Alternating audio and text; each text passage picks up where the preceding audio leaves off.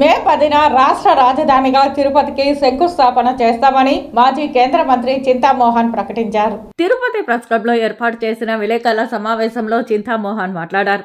కాంగ్రెస్ అధికారంలోకి వచ్చిన వెంటనే తిరుపతిని రాష్ట్ర రాజధానిగా చేసి తీరుతామన్నారు.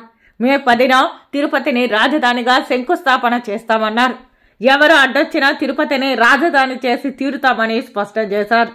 నరేంద్ర మోదీకి పరిపాలన చేత కావడం లేదని, బీజేపీ మతతత్వ పార్టీ అని విమర్శించారు. బీజేపీ పోవాలి, కాంగ్రెస్ రావాలని దేశ ప్రజలు కోరుకుంటున్నారని అన్నారు.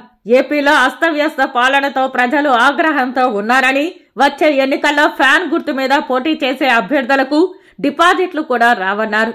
జగన్మోహన్ రెడ్డి అవినీతి తిమింగలం ప్రజాధనాన్ని దోచేశాడని, జగన్ కు పాలన చేతకాదని, రాష్ట్రాన్ని అప్పుల్లో నెట్టాడని సాక్షాత్తు షర్మిలే చెబుతున్నారని అన్నారు.